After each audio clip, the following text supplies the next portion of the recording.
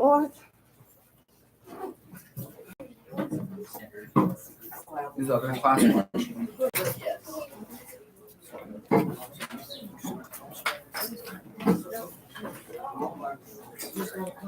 All right, here is the order of how we will go. First person who goes is Kenneth, followed by Jake Hysaw, Emma, Jameson, Sandy, Chandler, Colton, and Dylan. Cool. Boys, you might want to switch, so you don't have to climb over them.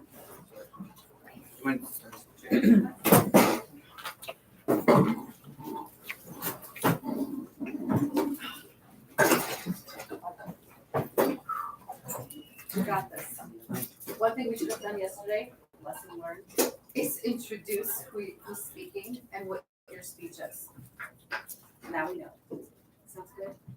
Jackson is speaking the time. Apparently I already turned on the camera. So we've been live for a while.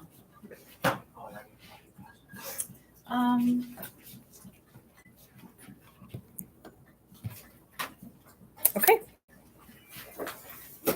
So introduce your person and what your speech is.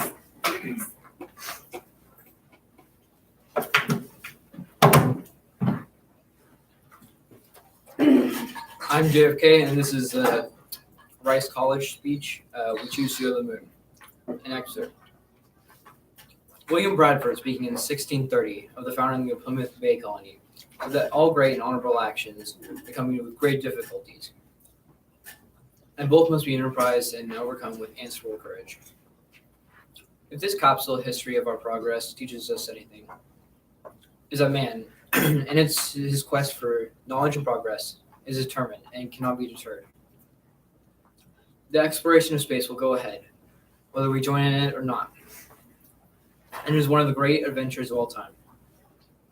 And no nation who expects to be a leader of other nations can we expect to stay behind in the race for space.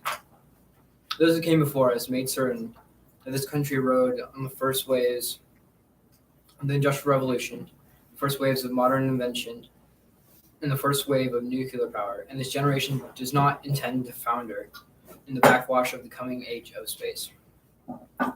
We mean to be part of it. We mean to lead it. For the eyes of the world now look into space, to the moon and the planets beyond. We have vowed that we shall not see it governed by a hostile flag of conquest, by a banner of freedom and peace. We have vowed that we shall not see space filled with weapons of mass destruction, but with instruments of knowledge and understanding. If the vows of this nation can only be fulfilled if we in this nation are first, and therefore we intend to be first. In short, our leadership in science and in industry, our hopes for peace and security, our obligation to ourselves and as well as others, all require us to make this effort to solve these mysteries, to solve them for the good of all men, and to become the world's leading spacefaring nation. We set sail into this new sea because there's new knowledge to be gained and new rights to be won. And that means to be won and used for progress of all people. For space science, like nuclear science and all technology, has no conscience of its own. Whether it would become a force for good or ill depends on man. And only if the United States occupies a position of preeminence can we help to decide whether this new ocean will be a sea of paradise, a sea of peace, or a new terrifying theater of war. I do not say that, that we should or will go unprotected against the hostile misuse of space any more than we go unprotected against the hostile use of land or sea. But I do say that space can be explored and mastered without feeding the fires of war, without repeating the mistakes that man has made in extending his writ around the globe of ours. There's no strife, no prejudice, no national conflict in outer space as yet. Its hazards are hostile to its all. Its conquest deserves the best of all mankind. And its opportunity for peaceful cooperation may never come again. But why, some say? the moon. Why choose this as our goal? Why may well ask, why climb the highest mountain? Why, 35 years ago, fly the Atlantic? Why does Rice play Texas? We choose to go to the moon. We choose to go to the moon in this decade and do the other things, not because they are easy, but because they are hard. Because that goal will serve to organize and measure the best of our energies and skills. Because that challenge is when we are willing to accept, when we are unwilling to postpone, and when we intend to win, and the others too. It's for these reasons I regard the decision last year to shift our efforts in space from low to high gear as among the most important decisions that were made during my incumbency in the office of the presidency. Many years ago, the great British explorer George Mallory, who was to die on Mount Everest, asked why did he want to climb it. He said, because it is there. Well, space is there, and we're going to climb it. He said, and the moon and the planets are there, and new hopes for knowledge and peace are there. And therefore, we set sail on as we set sail on that, we ask God's blessing on the most hazardous and dangerous adventure on which man has ever embarked. Thank you.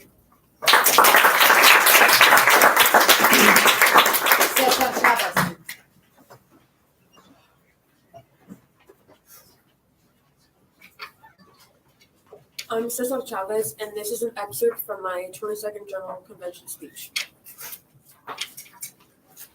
Como saben, no tenemos la protección de la Ley Nacional de Relaciones Laborales. Podríamos tener el 100% de los trabajadores que quieran un sindicato. En algunos casos, hemos llevado tarjetas firmadas a la Junta. Vamos a la Junta y decimos que queremos una elección, y nos siguen. No puedes. Estás fuera de nuestra jurisdicción. Pero no permitas que los empleadores acuden a la Junta quejándose de que estamos cometiendo piquetes, que estamos bocateando en algún lugar a 1,000 o 2,000 millas de Delano. Y no creo que la Junta Directiva no vaya a dar marcha atrás utilizando al mismo abogado. No puede ser usado para protegernos, acusarnos o presentar cargos contra nosotros por bocatear y piquetes. Esta es una de las cosas más ridículas que se han escuchado en la vida. Tuvimos un buen ejemplo en el Valle de Coachella. Cuando fuimos ahí, hace aproximadamente 1 mes y medio, después de 2 años de trabajo sólido con los trabajadores, organizándolos y teniendo un gran porcentaje de ellos no solo para votar por el sindicato, sino para salir de la huelga. Fuimos ahí el 17 del mes pasado, convocamos una huelga contra los viticultores y de un máximo de 2,000 trabajadores más salieron de los campos. Normalmente, eso sería suficiente para detener la producción y conseguir con los cultivadores en la mesa. Pero no. En nuestro caso, los empleadores acudieron a un juez federal en Los Ángeles y obtuvieron una orden judicial contra el Departamento de Justicia y contra el Servicio de Inmigración, que prohíbe que el Servicio de Inmigración aplique la regulación de tarjetas verdes. La huelga está certificada en la agricultura y no se puede permitir que trabajen en el campo de la agricultura. Es un inmigrante que viene de México, pero los tuvimos durante 6 días. Ellos obtuvieron la orden judicial y trajeron a muchos, trajeron a casi 3,000 de ellos. Verás, una vez que la presión está encendida, tenía mucho poder. Sabemos que muchas de esas decisiones que toman los tribunales en California en relación con la huelga no son decisiones legales.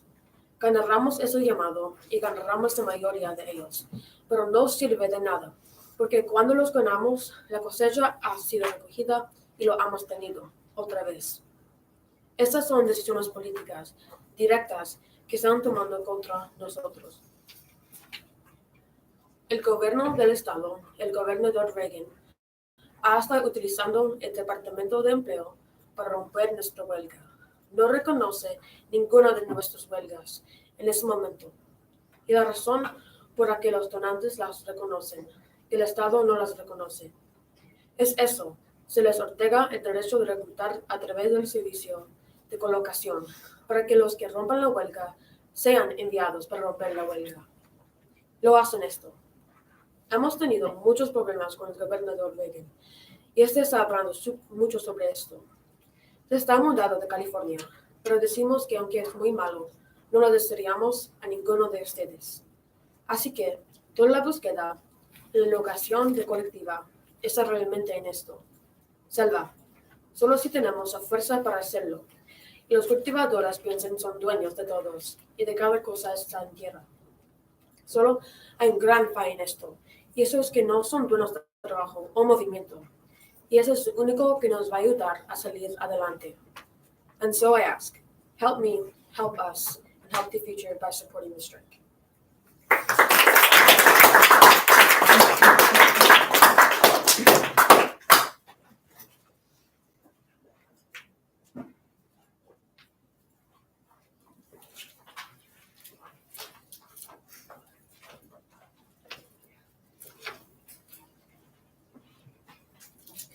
I'm reaching out to you because we need your help. We want to end gender inequality, and to do that, we need everyone involved.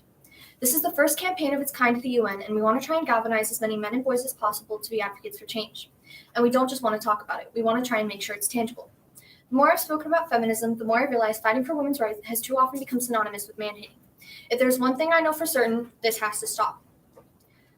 For the record, feminism by definition is the belief that men and women should have equal rights and opportunities. It is the theory of the political, economic, and social equality of the sexes. I started questioning gender-based assumptions a long time ago. When at 8, I was confused at being called bossy because I wanted to direct the plays we would put on for our parents. When at 14, I started to be sexualized by certain elements of the press. When at 15, my girlfriends started dropping out of their sports teams because they didn't want to appear muscly. When at 18, my male friends were unable to express their feelings. I decided that I was a feminist and this seemed uncomplicated to me. But my recent research has shown me that feminism has become an unpopular word. Women are choosing not to identify as feminists. Apparently, I'm among the ranks of women whose expressions are seen as too strong, too aggressive, isolating, anti-men, and unattractive even. Why is the word such an uncomfortable one? I think it is right that I am paid the same as my male counterparts. I think it is right that I should be able to make decisions about my own body. I think it is right that women be involved on my behalf in the policies and decisions that will affect my life. I think it is right that socially I am afforded the same respect as men. But sadly, I can say that there is no one country in the world where all women can expect to receive these rights. These rights I consider to be human rights, but I am one of the lucky ones. My life is sheer privilege. My parents didn't love me less because I was born a daughter. My school didn't limit me because I was a girl. My mentors didn't assume I would go less far because I might give birth to a child one day. These influencers were the gender equality ambassadors that made me who I am today. They may not know it, but they are the inadvertent feminists who are changing the world today, and we need more of those. And if you still hate the word, it's not the word that's important, it's the ambition behind it, because not all women have been afforded the same rights that I have. In 1997, Hillary Clinton made a famous speech in Beijing about women's rights. Sadly, many of the things she wanted to change are still true today. But what stood out to me the most was that only 30% of her audience was male. How can we affect change in the world when only half of it feel welcome to participate in the conversation? Men, I would like to take this opportunity to extend your formal invitation. Gender equality is your issue too. Because to date, I've seen my father's role as a parent being valued less by society despite my needing his presence as much as my mother's. I've seen young men suffering from mental illness unable to ask for help for fear it would make them look like less of a man. In fact, in the UK, suicide is the biggest killer of men between 20 and 49 years of age, eclipsing road accidents, cancer, and coronary heart disease. I've seen men made fragile and insecure by a distorted sense of what constitutes male success. Men don't have the benefits of equality either. We don't often talk about men being imprisoned by gender stereotypes, but I can see that they are. And when they are free, things will change for women as a natural consequence. If men don't have to be aggressive in order to be accepted, women will feel compelled to be submissive. If men don't have to control, women won't have to be controlled. Both men and women should feel free to be sensitive. Both men and women should feel free to be strong. It is time we perceive gender on a spectrum, not as two opposing sets of ideals. I want men to take up this mantle, so their daughters, sisters, and mothers can be free from prejudice, but also so their sons have permission to be vulnerable and human too. I don't know if I'm qualified to be here. All I know is that I care about this problem and I want to make it better. In my nervousness for this speech, and in my moments of doubt, I've told myself firmly, if not me, who? If not now, when? If you have similar doubts when opportunities are presented to you, I hope these words will be helpful. Because the reality is, if we do nothing, it will take years before women can expect to have the same rights as men. 15.5 million girls will be married in the next 16 years as children, and at current rates, it won't be until 2086 until all rural African girls can have a secondary education. If you believe in equality, you might be one of those inadvertent feminists I spoke of earlier, and for this, I applaud you. We are struggling for a uniting word, but we have a uniting movement. It's called He for She. I'm inviting you to step forward, to be seen, and ask yourself, if not me, whom? If not now, when? Thank you.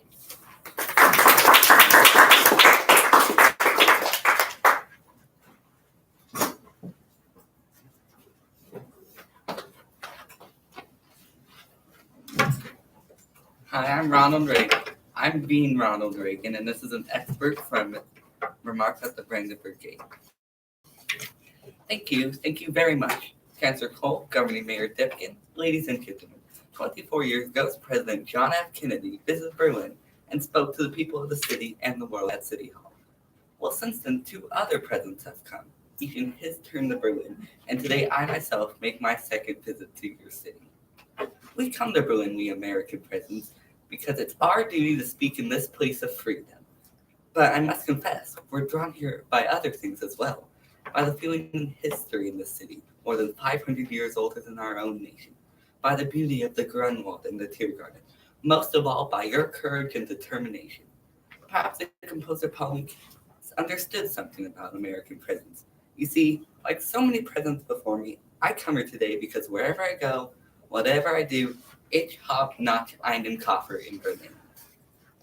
In the 1950s, Khrushchev predicted we will bury you. But in the West today, we see a free world that has achieved a level of prosperity and well-being unheard of in all human history. In the communist world, we see failure, technological backwardsness, decline in standards of health, and even want of the most basic kind, too little food. Even today, the Soviet Union still cannot feed itself. After these 4 decades, then there stands one great and inescapable conclusion. Freedom leads to prosperity. Freedom replaces the ancient hatreds among nations with harmony and peace. Freedom is the victor. And now, the Soviets themselves may, in a limited way, be coming to understand the importance of freedom. We hear much from Moscow about a new policy of openness and reform. Some political prisoners have been released. So certain foreign news broadcasts are no longer being jammed. And some economic enterprises have been allowed to operate with greater freedom from state control. Are these the beginnings of profound changes in the Soviet state? Or are they token gestures intended to raise false hopes in the West? Or to strengthen the Soviet system without changing it? We welcome change and openness, for we believe that freedom and security go together, that the advance of human liberty can only strengthen the cause of world peace. There is one sign the Soviets can make that would be unmistakable, that would advance dramatically the cause of freedom and peace. General Secretary Gorbachev, if you seek peace, if you seek prosperity for the Soviet Union and Eastern Europe, if you seek liberalization, come here to this gate. Mr. Gorbachev, open this gate. Mr. Gorbachev, tear down this wall. I understand the fear of war and the pain of division that afflicts this continent. And I pledge you my country's greatest efforts to overcome these burdens. But we in the West, to be sure, must resist communist expansion. So we must maintain defenses of unassailable strength, but we also seek peace. So we must strive to reduce arms on both sides. Thank you, and God bless you all.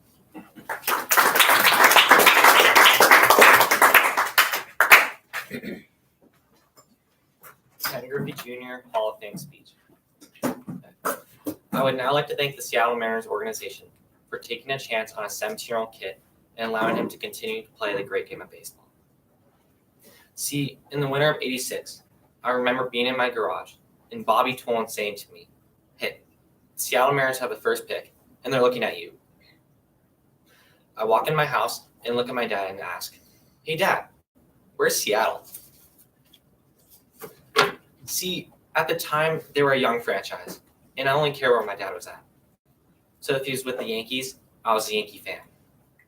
If he was with Atlanta, I was an Atlanta fan. The only person I knew on that team was Bobby Brown, not the singer and not the American League president. And the only reason why I knew him was he played with my dad on the Yankees. In 1989, I made the team out of spring training, not sure of what kind of player I would be. But at 19, all I wanted to do is survive. Even though I've been around baseball my whole life, it doesn't mean I've arrived. Some of the men who have helped me are here today. Ricky Henderson. Ricky, I'm still looking forward to that rematch. See, he beat me in a game of horse when I was 14 years old, made a jump shot, and drove off in his car, and never gave me that rematch. Well, Ricky, I know where you're going to be July 2017, and I'm bringing my shorts. Ozzie Smith, the Wizard. Dave Winfield, as my dad referred to him as Big Blood. Eddie Murray. I met Eddie when I was 12, and it was in the backfield of Fort Lauderdale. My dad introduced me. He goes, "This is one of the hardest switch hitting guys in baseball." And I stuck my hand out, and he shook it. And he didn't smile. See, Eddie had a beard, a goatee, and a fro. And as we're walking off, I asked my dad, "Does he smile?" My dad replied back, "He is smiling." And I turned around and looked back at my dad, and I go, "I would hate to see him mad." Randy Johnson. Now every lefty wanted to take a day off when he pitched. Even we did. But you guys think it was bad? We had to face him when he had no control in spring training. Today, I've got more friends. Alvin Davis, Harold Reynolds, Dave Valley, Chili Davis, Darnell Coles, Jeffrey Leonard, Mickey Brantley, and Kirby Puckett. These guys were like my big brothers. They took me out to lunch and dinner, made me share rides with them in cab, and drilled me on life problems. The only problem is, you tell me what 19-year-old in the big leagues has life problems. Then we have Jay Buhner, as we refer to each other as brothers from a different mother. He was the greatest teammate I ever had. A guy that gave you everything on the field, and a guy that spoke the truth, even though you didn't want to hear it. And I love you for that. Looking back, I gotta do and say things that have never been said. I got a chance to play with my dad. I got to yell at him and tell him to get a hit. And in baseball, there's certain things that you can call somebody a fossil, gray beard, grandpa, dad, pops, but I got a chance to say it and mean it. Thank you.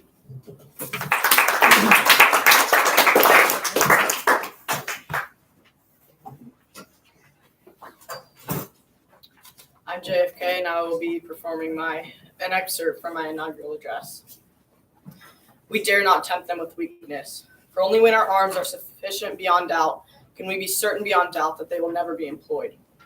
But neither can two great and powerful groups of nations take comfort from our present course. Both sides overburdened by the cost of modern weapons, both rightly alarmed by the steady spread of the deadly atom, yet both racing to alter that uncertain balance of terror that stays the hand of mankind's final war. So let us begin anew, remembering on both sides that civility is not a sign of weakness, and sincerity is always subject to proof. Let us never negotiate out of fear, but let us never fear to negotiate. Let both sides explore what problems unite us instead of belaboring those problems which divide us. Let both sides, for the first time, formulate serious and precise proposals for the inspection and control of arms, and bring the absolute power to destroy other nations under the absolute control of all nations. Let both sides seek to invoke the wonders of science instead of its terrors. Together, let us explore the stars, conquer the deserts, eradicate disease, tap the ocean depths, and encourage the arts and commerce. Let both sides unite to heed in all corners of the earth the command of Isaiah, to undo the heavy burdens and let the oppressed go free. And if a beachhead of cooperation may push back the jungle of suspicion, let both sides join in creating a new endeavor. Not a new balance of power, but a new world of law, where the strong are just and the weak secure and the peace preserved. All this will not be finished in the first 100 days, nor will it be finished in the first 1,000 days, nor in the life of this administration, nor even perhaps in our lifetime on this planet. But let us begin. In your hands, my fellow citizens, more than mine, will rest the final success or failure of our course. Since this country was founded, each generations of Americans have been summoned to give testimony to its national loyalty. The graves of young Americans who answered the call to service surround the globe. Now the trumpet summons us again, not as a call to bear arms, though arms we need, not as a call to battle, though embattled we are, but a call to bear the burden of a long twilight struggle, year in and year out, rejoicing in hope, patient in tribulation, a struggle against the common enemies of man, tyranny, poverty, disease, and war itself. Can we forge against these enemies a grand and global alliance, north and south, east and west, that can assure a more fruitful life for all mankind? Will you join in that historic effort? In the long history of the world, only a few generations have been granted the role of defending freedom in its hour of maximum danger. I do not shrink from this responsibility. I welcome it. I do not believe that any of us would exchange places with any other people or any other generation. The energy, the faith, the devotion which we bring to this endeavor will light our country and all who serve it. And the glow from that fire can truly light the world. And so, my fellow Americans, ask not what your country can do for you, but what you can do for your country. My fellow citizens of the world, ask not what America will do for you, but what together we can do for the freedom of man. Finally, whether you are citizens of America or citizens of the world, ask of us here the same high standards of strength and sacrifice which we ask of you. With a good conscience, our only sure reward, with history the final judge of our deeds. Let us go forth to lead the land we love, asking his blessing and his help, and knowing that here on earth, God's work must truly be our own. Thank you.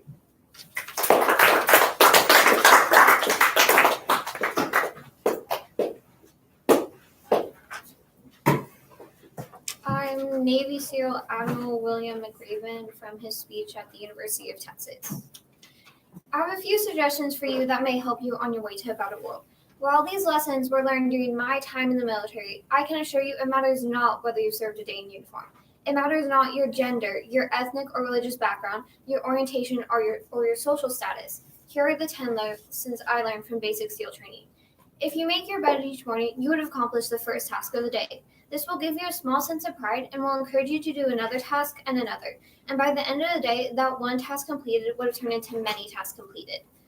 Making your bed will also reinforce the fact that the little things in life matter. If you can't do the little things right, you will never do the big things right. So if you want to change the world, start off by making your bed.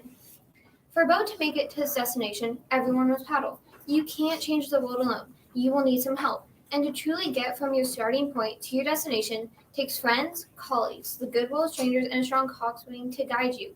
So if you want to change the world, find someone to help you paddle. SEAL training was a great equalizer. Nothing mattered but your will to succeed. Not your color, not your ethnic background, not your education, and not your social status. So if you want to change the world, measure a person by the size of their heart, not by the size of their flippers. For failing uniform inspections, a student had to run fully clothed into the surf zone and wet from head to toe, roll out on the beach until every part of your body was covered with sand. This effect was known as a sugar cookie. You stayed in that uniform for the rest of the day, cold, wet, and sandy. There were many students who couldn't accept the fact that all their effort was in vain, that no matter how hard they tried to get the uniform right, it was unappreciated. Those students didn't make it through training. Those students didn't understand the purpose of the drill. You were never going to succeed. You were never going to have the perfect uniform. Sometimes, no matter how well you prepare or how well you perform, you still end up as a sugar cookie. So if you want to change the world, get over being a sugar cookie and keep moving forward. A circus meant that for that day you didn't measure up. It meant more fatigue and that the following day would be more difficult and more circuses were likely. But at some time during SEAL training, everyone made the circus list. Over time, those students who did the 2 extra hours of calisthenics got stronger and stronger.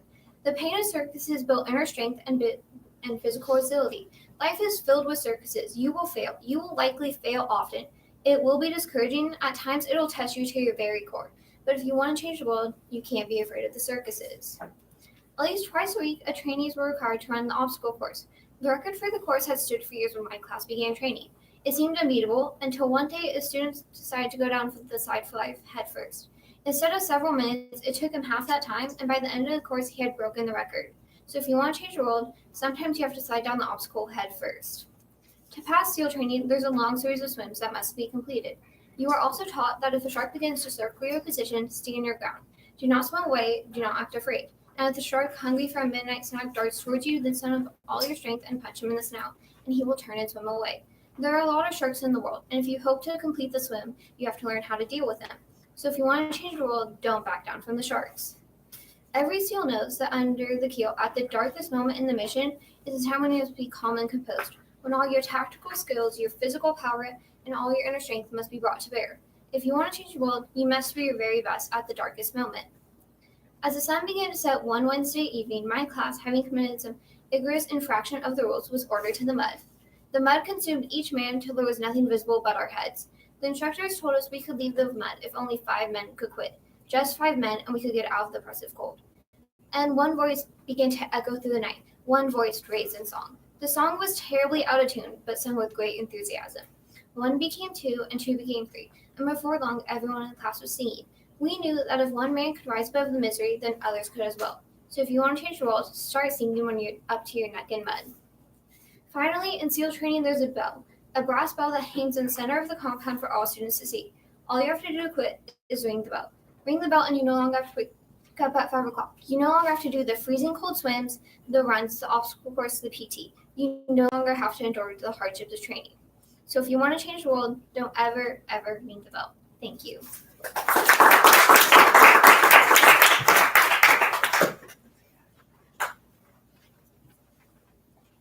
Hello, my name is Stephen Hawking, and I'm reading my last words.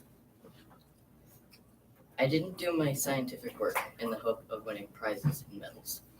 I did it because I wanted to understand the universe. There's nothing like the thrill when you discover something no one knew before. I hope I will be remembered for my work on black holes and the origin of the universe, and not for things like appearing on The Simpsons. It has been a glorious time to be alive and doing research in theoretical physics. Our picture of the universe has changed a great deal in the last 50 years, and I am happy if I have made a small contribution.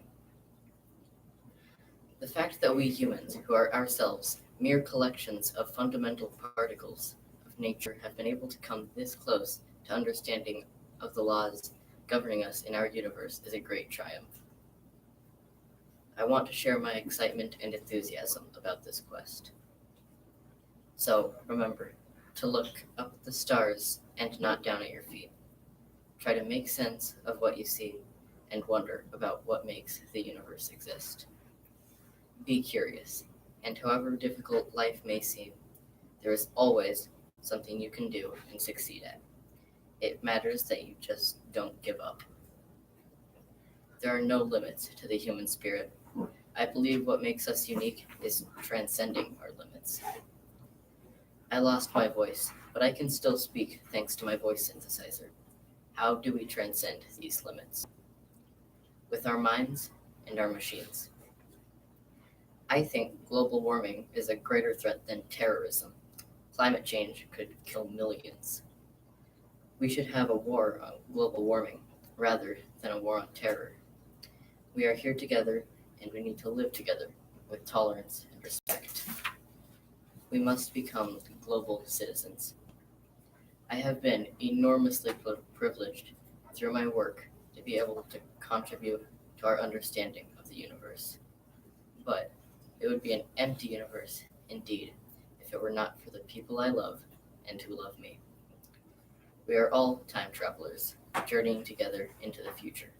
But let us work together to make that future a place we want to visit. Be brave, be determined, overcome the odds. It can be done. Thank you.